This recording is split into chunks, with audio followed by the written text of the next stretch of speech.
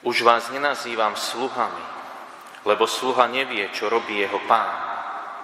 Nazval som vás priateľmi.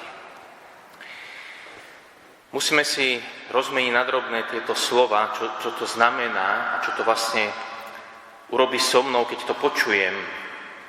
Keď si uvedomím, že Boh, ktorý si zobral ľudské telo, stal sa človekom, druhá božská osoba, Boží syn, mi v tejto chvíli hovorí, už ťa nenazývam sluhom, ale nazývam ťa priateľom. Robím ťa svojim priateľom.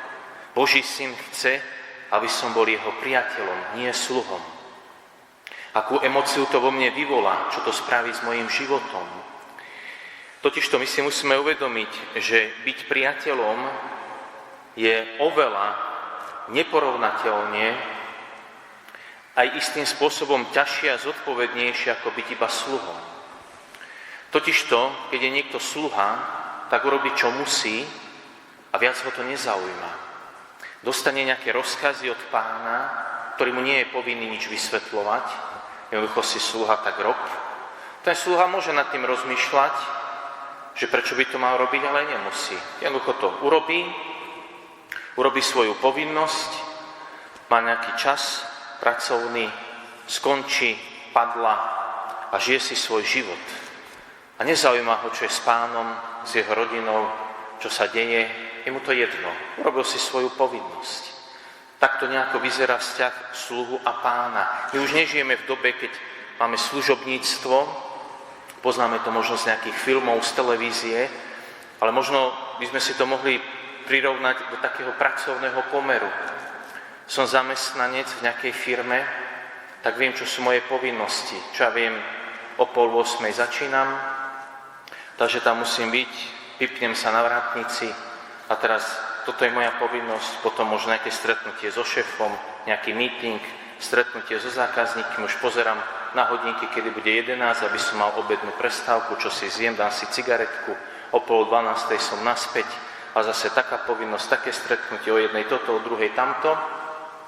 Už zase o 2:00 začínam nervózne pozerať na hodinky, kedy budú 4, aby to celé skončilo.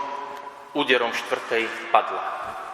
Idem domov a ja sa netrápim nad tým, že čo majiteľ firmy alebo firma ako taká. Možno sa trápim nad tým, či budú nejaké zákazky, ale to je sebecké, pretože aby boli zákazky, pretože potrebujem prácu a potrebujem dať na stôl chlieb. Ale či tá firma skrachuje, či bude mať majiteľ nejakú exekúciu alebo skončí na ulici so svojou rodinou, to ma netrápi.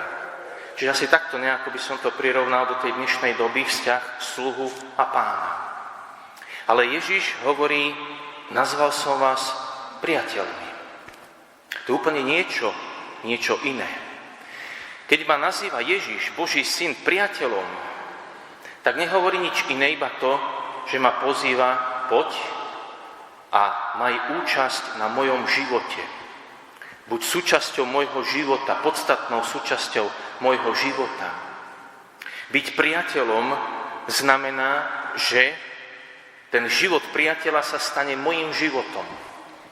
Má choré dieťa, rovná sa, ako by som mal ja choré dieťa. Rovnako sa nad tým trápim. Prežíva nejakú inú radosť, rovná sa moja radosť. Jednoducho jeho život sa stane mojím životom. Akorát v tomto týždni som čítal také dve zaujímavé myšlienky ohľadom priateľstva.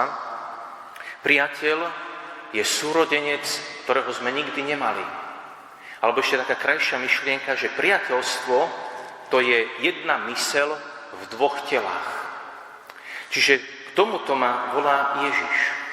Mať účasť na jeho živote. Nebyť len nejakým jeho zamestnancom. Aj do tohto môže sklznúť ten môj vzťah, ktorý s ním chcem nejako mať. Možno po rokoch. V každom vzťahu po rokoch príde určitý stereotyp, určitá únava, takéto zovšednie to. Zvyknete si na nejaké pravidlá, ktoré máte vo vzťahu. Najlepšie príklady možno ten manželský vzťah, že sú tam nejaké pravidlá, podľa ktorých sa žije. Človek už ani nad tým nerozmýšľa, prečo je to tak v tej rodine, ale už to tak roky máme, tak to tak robíme. A niekedy to môže byť aj v tom vzťahu s Bohom, Že ako keby som bol jeho zamestnanec, alebo teda povedané slovami dnešného evanília, jeho sluha, že mám nejaké svoje povinnosti, ktoré robím. A potom padla. Príde prvý piatok, idem na spoveď, veď som katolík. Potom príde prvá sobota, tak ideme k Panne Márii. Potom sa v piatok postíme, žiadne mäso. Potom prídu veľkonočné sviatky, vianočné sviatky. Potom ideme niekde na púť, potom sa pomodlím, potom idem do ružoncového bratstva, tak mám ten desiatok, možno večer pomodlím sa a padla. Prídem v nedeľu na svätú omšu samozrejme a potom idem zase naspäť žiť svoj život tak, ako sa mne páči, ako mi chutí, ako mi to vyhovuje.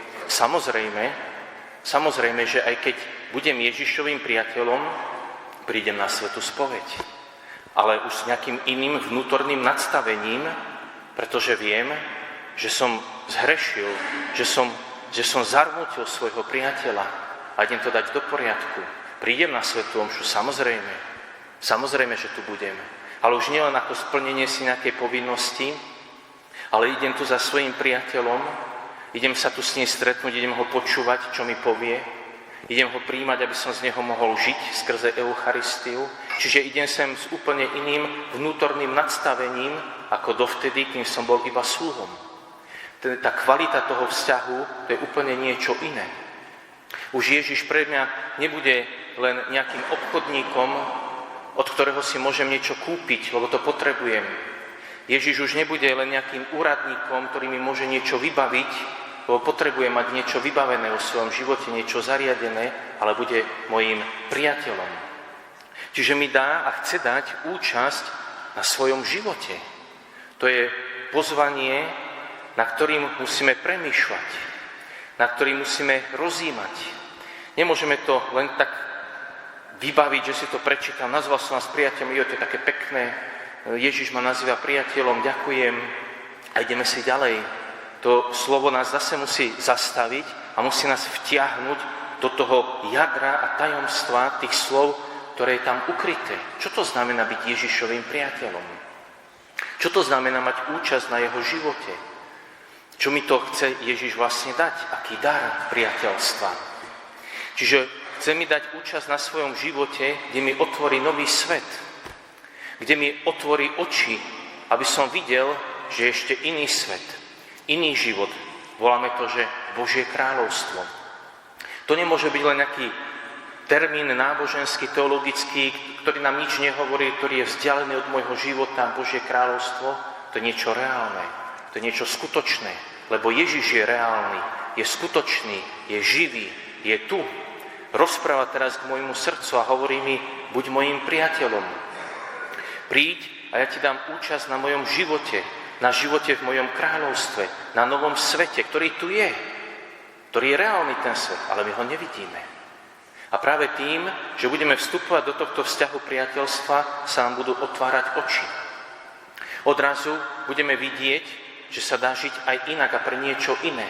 Že sa trošičku vymaníme iba z toho nášho maličkého sveta, v ktorom sme tak uzatvorení, kedy sa tak krútime stále okolo seba, okolo toho istého, možno už roky 10, 20, 30, stále sa krútim okolo niečo, čo aj tak neviem vo svojom živote vyriešiť. A stále ma to desi blokuje a zastavuje a odrazu práve cez to priateľstvo s Pánom budem vidieť, že sú tu aj iné cesty, po ktorých sa dá v živote kráčať. Že sú tu aj iné hodnoty, pre ktoré sa oplatí žiť. Že je tu iný život, nielen ten môj maličký svet, ktorý mám, ale sa mi to začne odrazu otvárať.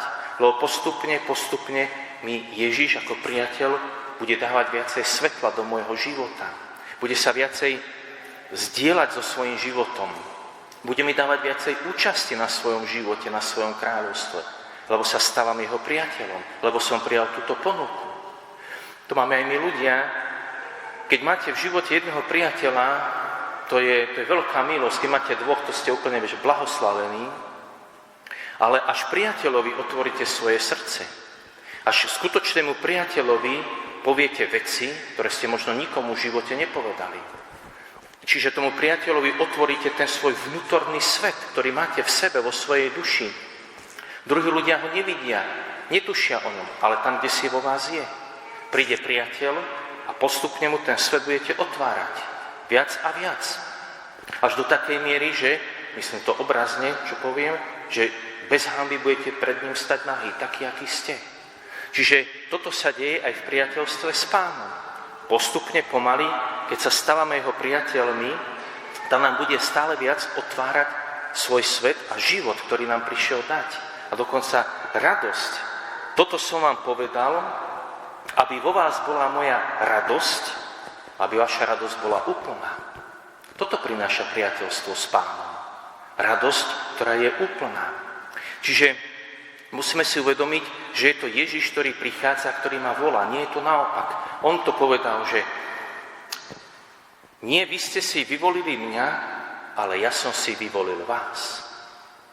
Čiže je to Ježiš, ktorý si ma vyvolil, ktorý ma chce, ktorý prichádza za mnou a hovorí, buď mojim priateľom a maj účasť na mojom živote. Nemôžeme to robiť naopak, keď my si žijeme svoj život a povieme Ježišovi, ja som si ťa vyvolil, Ježiš, lebo som si prečítal o mnohých náboženstvách a ty sa mi tak páčiš, tak môžeš mať účasť na mojom živote, keď chceš. Keď nechceš, nemusíš. Ale keď sa mi nedarí, vtedy by si mohol. Nemôže to byť takto, musí to byť vždy naopak. Pretože nie vy ste si vyvolili mňa, ale ja som si vyvolil vás. Čiže je to on, ktorý sa mi zjavuje, ktorý sa mi dáva poznať, ktorý prehovoril k môjmu srdcu. A teraz ja musím nejako na to zareagovať a odpovedať. Čiže môžem zostať v tej pozícii, ktorá je ľahšia.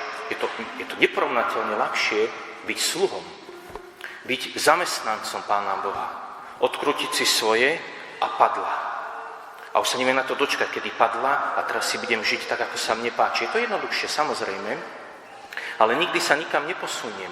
Nikdy nezažijem to, čo mi Ježiš dnes dáva ako prísľub. Toto som vám povedal, aby vo vás bola moja radosť, aby vaša radosť bola úplná. Tá viera nebude pre mňa radosť, nebude radosťou, že môžem ísť stretnúť sa s Kristom v eucharistickej slávnosti. Je to bremeno a nejaká povinnosť. Nebude to radosť, že môžem ísť do modlitby, ísť do prítomnosti svojho priateľa. Je to povinnosť, ktorá ma ťaží, ktorú chcem mať z krku, aby to bolo vybavené, aby padla a zase idem žiť svoj život. To je vtedy, keď zostávam v pozícii sluhu. Je to ľahšie, ale nikam ma to neposunie a viera sa stane a zostane pre mňa len akýmsi bremenom, ktoré nesiem celý život, lebo z mnohých dôvodov ju jednoducho nejako nechcem to bremeno odhodiť. Nejako to už dožijem. Čiže toto slovo, ktoré nám dnes zaznelo, nech je to slovo, na ktorým budeme uvažovať. Už vás nenazývam sluhami, lebo sluha nevie, čo robí jeho pán. Nazval som vás priateľmi, pretože som vám oznámil všetko, čo som počul od svojho otca. Budem teda rozmýšľať nad tým, chcem to vôbec? Chcem, aby som bol priateľom Božieho Syna Ježiša Krista? Aby bol on mojím priateľom? To znamená žiť jeden život? Mať účasť na jeho živote, na jeho sláve? Chcem, aby mi odkrýval tie svoje Božie veci prítomné v mojom živote. Chcem ísť po tých jeho cestách, ktoré mi bude odkrývať. Chcem žiť v jeho svetle. Alebo si chcem zase žiť ďalej iba ten svoj život. Možno teraz je to život, ktorý je príjemný. Možno som ešte mladý, zdravý, darí sa mi, mám plány. Možno mi to teraz tak vyhovuje. Ale tak toto nebude navždy. Prídu aj iné chvíle. A nakoniec príde aj chvíľa smrti. A tam sa potom rozhodne, či som bol, a to bude rozhodujúce, či som bol alebo nebol Ježišovým priateľom počas svojho života. Že sú to vážne veci, ktoré nám Ježiš hovorí, sú to vážne veci, nad ktorými treba premýšľať a potom ich cez to uvažovanie, rozjímanie dať z hlavy do srdca a povedať Ježišovi, chcem byť tvojim priateľom. A ukáž mi ďalší krok, ktorý mám urobiť v tomto živote, v tomto vzťahu s tebou, aby som videl tú cestu, aby som sa ešte viac k tebe primkol, aby som ťa ešte viacej poznal, viac ťa miloval, aby som ti mohol ešte viacej slúžiť. Amen.